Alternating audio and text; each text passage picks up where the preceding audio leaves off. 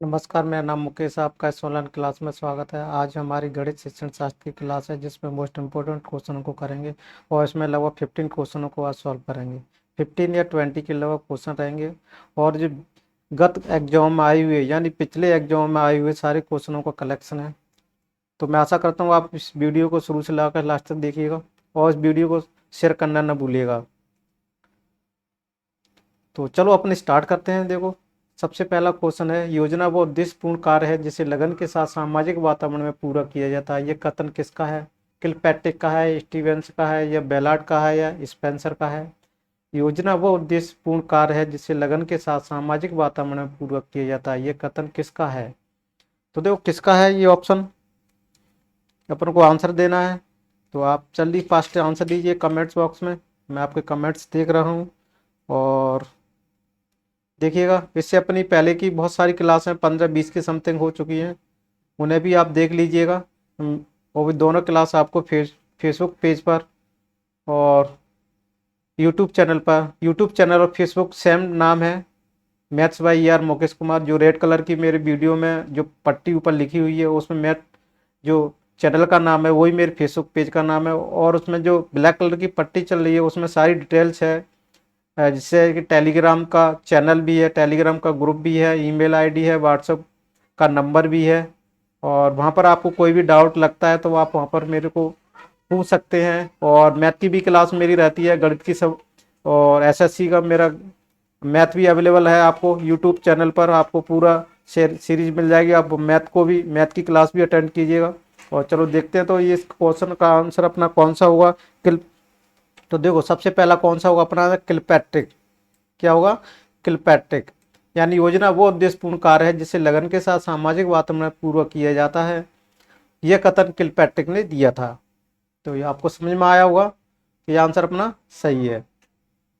तो अगला क्वेश्चन चलते हैं अपन, अगले क्वेश्चन की तरफ चलते हैं। अब देखो अगला क्वेश्चन है, देखो, क्षेत्रफल की अवधारणा से परिचित कराने के लिए शिक्षक से शुरुआत कर सकता है। देखो ऑप्शन को पढ़ो और इसको ध्यान से पढ़ो। क्षेत्रफल की अवधारणा से परिचित कराने के लिए शिक्षक से शुरुआत कर सकता है। इकाई गण वर्ग गणना की सहायता से आकृतियों का क्षेत्रफल ज्ञात करना। और बी ऑप्शन है, भिन्न आकारों की आकृति को, देखो भिन्न आकारों की आकृतियों का क्षेत्रफल ज्ञात करने के लिए सूत्रों का स्पष्ट करना। और सी ऑप्शन है, हथेली, पत्ते, पेंसिल, नोटबुक आदि विभिन्न वस्तुओं की सहायता से किसी आकृति के क्षेत्रफल की तुलना करना। और डी ऑप्शन है, आयत की लंबाई और चौड़ाई का पता लगाना और आयत के क्षेत्रफल का सूत्र के प्रयोग करते हुए क्षेत्रफल ज्ञात करना। कौन सा इसमें आंसर सही है अपना? तो देखो, क्षेत्रफल की अवधारणा से परिचित कराने वाले शिक्षक के कहाँ से शुरुआत कर सकता है? तो देखो कहाँ से कर सकता है, हथेली, पत्ते, पेंसिल, नोटबुक आदि की विभिन्न वस्तुओं या विभिन्न आकार की वस्तुओं की सहायता से किसी आकृति के क्षेत्रफल की तुलना करना। उससे अपन क्या कर सकते हैं, क्षेत्रफल की अवधारणा से परिचित कराया जा सकता है। तो अपना आंसर ये वाला होगा।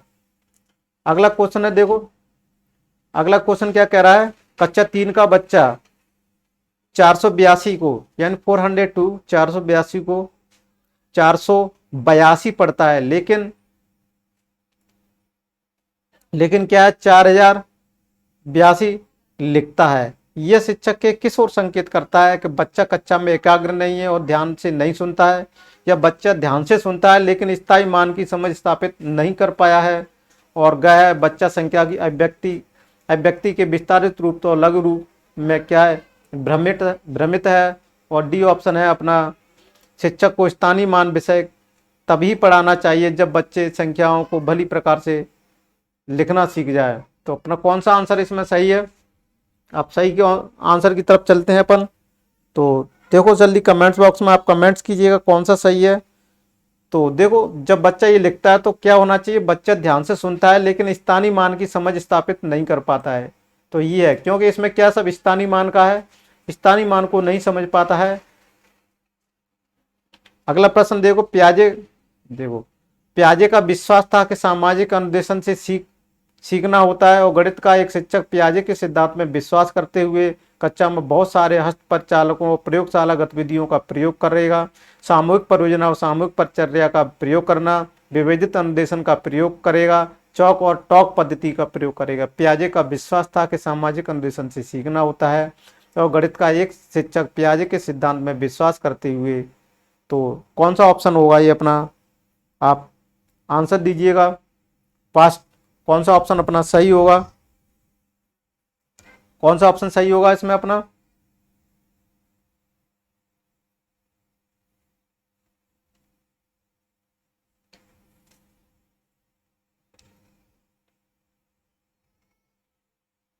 तो देखो पियाजे का विश्वास था कि सामाजिक अनुदेशन से सीखना होता है और गणित का एक शिक्षक पियाजे के सिद्धांत में प्रयास करते हुए क्या करेगा, सामूहिक परियोजना और सामूहिक परिचर्या का प्रयोग करना। ये अपना आंसर सही होगा।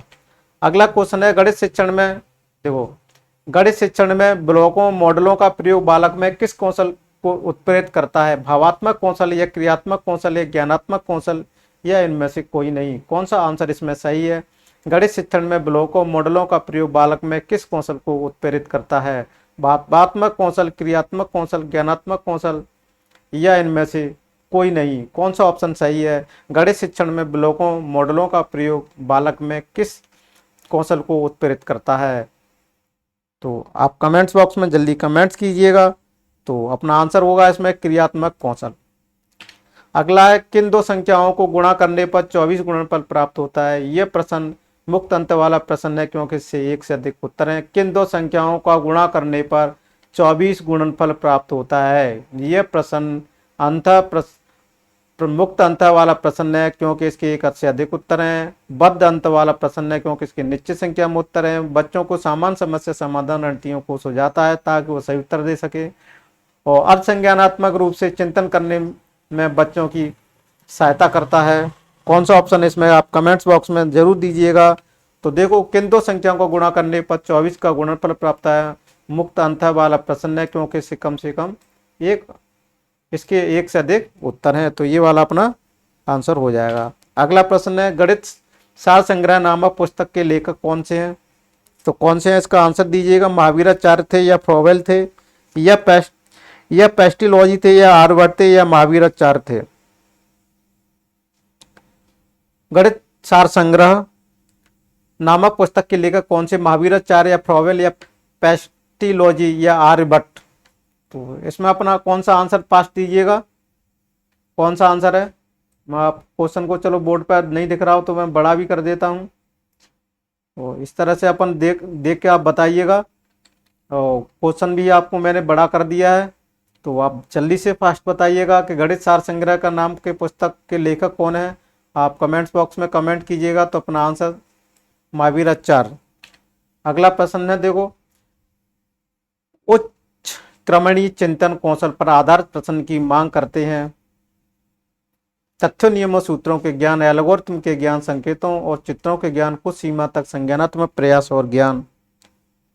तो कौन सा आंसर होगा इसमें, तो अपना आंसर होगा इसमें कुछ सीमा तक संज्ञानात्मक प्रयास और ज्ञान।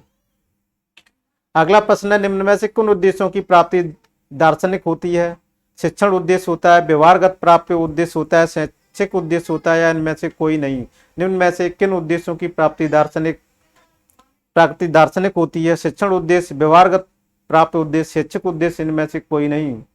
कौन सा इसमें आंसर है, आप फास्ट आंसर दीजिएगा और बताइएगा कि निम्न में से किन उद्देश्यों की। तो कौन सा आंसर है इसमें से, निम्न में से किन उद्देश्यों की प्राप्ति दार्शनिक होती है। तो अपना आंसर हो जाएगा शैक्षिक उद्देश्य वाला। अगला प्रश्न है गणित के निदानात्मक परीक्षण का उद्देश्य है। गणित के निदानात्मक शिक्षण परीक्षण का उद्देश्य क्या है। प्रगति पत्र को भरना होता है या सत्रांश परीक्षा के लिए प्रश्न पत्र की योजना बनाना होता है, बच्चों की समझ में निहित व्यक्तियों की को जानना होता है या अभिभावकों को प्रतिपुष्टि देना होता है। गणित के निदानात्मक परीक्षण का क्या उद्देश्य है, क्या उद्देश्य है, तो कौन सा है। तो देखो गणित के निदानात्मक परीक्षण का उद्देश्य है कि बच्चों की समझ में निहित रिक्तियों को जानना। ग वाला आंसर अपना सही है, ठीक है ना। तो ये अपना आंसर सही होगा। और अब चलते हैं अपने अगले क्वेश्चन की तरफ चलते हैं। तो देखो अगला क्वेश्चन है भिन्नों की अवधारणा से परिचित करने के लिए शिक्षक शुरुआत कर सकता है। सुई के रूप में भिन्न लिखना और उनके आसपास की वस्तुओं को, ये थोड़ा सा मिसप्रिंट हो गया है यहाँ, ठीक है। अब उनके आसपास की वस्तुओं में भिन्न भागों की पहचान करना, विभिन्न भिन्नों के अंश और हर की पहचान करना, संख्या रेखा पर भिन्न का पता लगाना। कौन सा इसमें अपना आंसर सही है? तो भिन्नों की अवधारणा से परिचित करने के लिए शिक्षक को कहाँ से शुरुआत करना चाहिए? उनके आसपास की वस्तुओं के भिन्न भागों की पहचान करना, वहाँ से शुरुआत करना चाहिए। तो अपना बेस्ट आंसर ये है। चलो अगले प्रश्न की तरफ चलते हैं। अपना अगला प्रश्न देखो बोर्ड पे। सलेजा विभिन्न तरीकों से संख्या को व्यक्त करती है। उदाहरण के लिए 4 =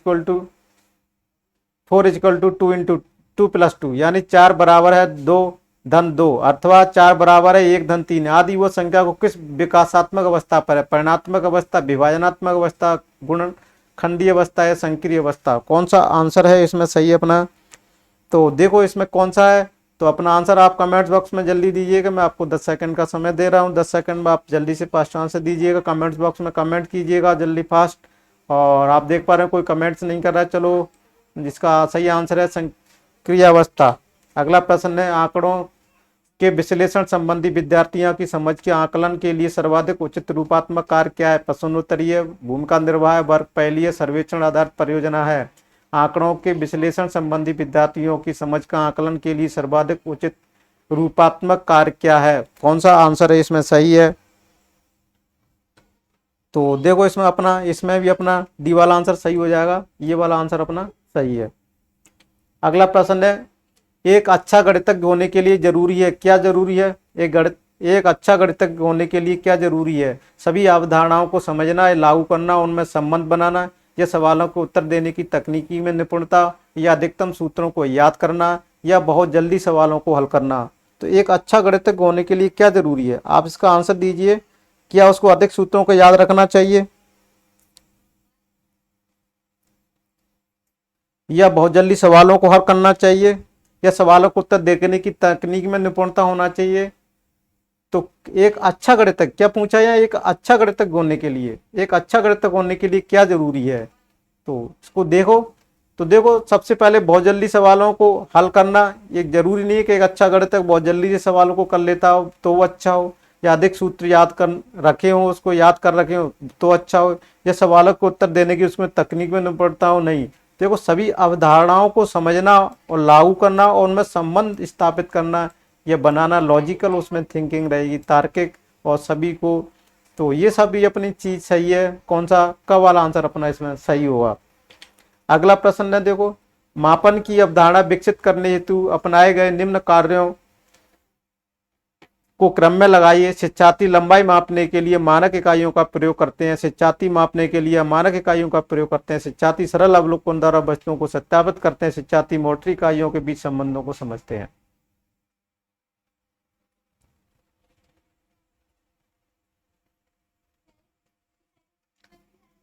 आप बताइएगा, जस्ट आंसर बताइएगा।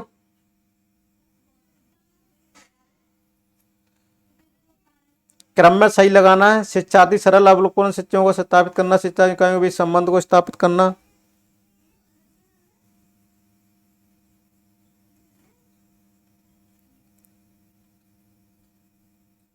तो अपना कौन सा आंसर हो जाएगा? क वाला आंसर सही हो जाएगा।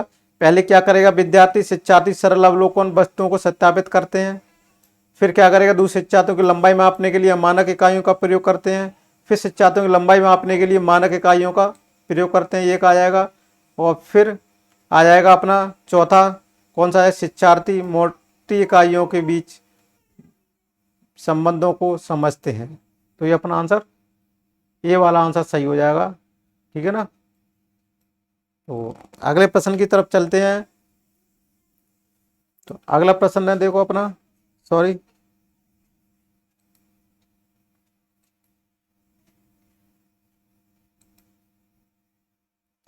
निम्न गणितज्ञों में प्राचीनतम गणितज्ञ कौन सा है? श्रीधर है, नारायण पंडित जी, या आर्यभट्ट है, या महावीर है? निम्न गणितों में प्राचीन गणितज्ञ कौन है? तो देखो निम्न गणितों में प्राचीनतम गणितज्ञ कौन है? आप जल्दी से कमेंट्स बॉक्स में कमेंट कीजिए। क्या श्रीधर है, या नारायण पंडित हैं, या आर्यभट्ट हैं, या महावीर हैं? तो अपना आंसर सही होगा। निम्न गणितज्ञों में प्राचीनतम गणितज्ञ है आर्यभट्ट। अगला प्रश्न देखो, 27 वाला गणित शिक्षण में ज्ञात से अज्ञात की ओर चलते हैं आगमन विधि में, प्रोजेक्ट विधि में, ह्यूरिस्टिक विधि में या विश्लेषण विधि में।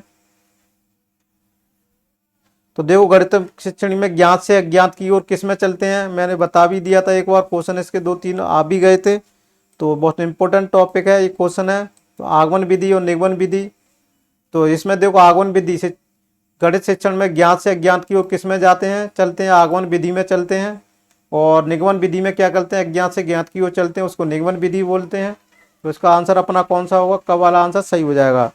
अगला लीलावती नामक पुस्तक के लेखक हैं। लीलावती नामक पुस्तक के लेखक कौन है, वो देखो लीलावती नामक पुस्तक के लेखक है नारायण पंडित है, भास्कराचार्य द्वितीय, ब्रह्मगुप्त और आर्यभट्ट प्रथम।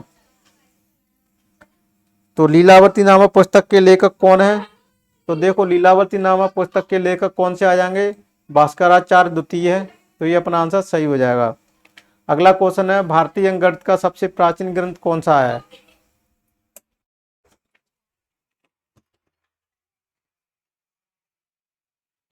भारतीय अंक गणित का सबसे प्राचीन ग्रंथ कौन सा है, आप बताइएगा जल्दी फास्ट, कमेंट बॉक्स में जल्दी कमेंट कीजिएगा, बताइएगा भारतीय अंक गणित के सबसे प्राचीन ग्रंथ कौन सा है।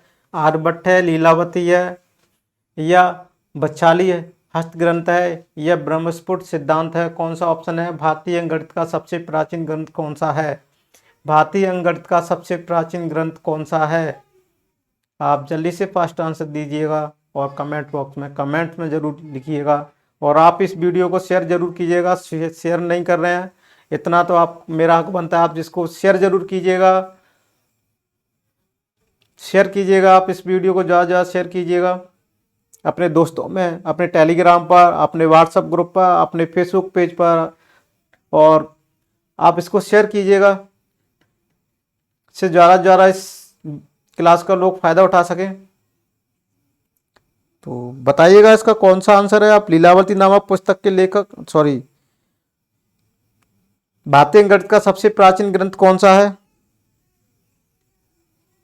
तो इसमें है बच्छाली हस्त ग्रंथ। अब देखो गणित विज्ञान क्या है, गणित विज्ञान स्थान का है, संख्याओं का है, गणनाओं का है, या उपरोक्त सभी। तो देखो गणित किसका, स्थान का विज्ञान भी, संख्याओं का भी है, गणनाओं का भी है, तो अपना कौन सा आंसर हो जाएगा, उपरोक्त सभी। तो ये अपने 30 क्वेश्चन लगभग इसमें क्वेश्चन थे वो हो गए। और मैं आशा करता हूँ आपको ये वीडियो कैसा लगा, आप जरूर कमेंट्स बॉक्स में कमेंट करके बता दीजिएगा। और इस वीडियो को ज़्यादा से ज़्यादा शेयर कीजिएगा, आप फीडबैक जरूर दीजिएगा, जिससे मैं आपके लिए और अच्छी क्लास बना सकूं, जिससे मुझे पता चल सके मैं कैसा आपको पढ़ा रहा हूं। और अगर आप मेरे यूट्यूब चैनल पर नए हैं तो कृपया करके इसको सब्सक्राइब करना ना भूलिएगा, बेल आइकन को जरूर पुश कीजिएगा, जिससे आपको कोई भी क्लास मिस नहीं होगी। नोटिफिकेशन के थ्रू आपको जब भी मैं क्लास लाइव या ऑनलाइन रहेगी, या जब कभी मैं अपलोड करूँगा, तो आपको नोटिफिकेशन के थ्रू पता चल जाएगा। और मेरे फेसबुक पेज को फॉलो लाइक करना ना भूलिएगा, यहाँ मेरी लाइव क्लास होती रहती हैं और यूट्यूब पे भी चलती रहती हैं। तो आप दोनों को, और दोनों का नाम maths by ER Mukesh Kumar जो लिखा हुआ है वो फेसबुक पेज का नाम भी है और मेरे यूट्यूब चैनल का भी है, दोनों को वहाँ सब्सक्राइब कर लीजिएगा। वहाँ पर आपको मैथ की बहुत सारी क्लास टेस्ट सीरीज भी मिल जाएंगी। तो thank you for watching this video.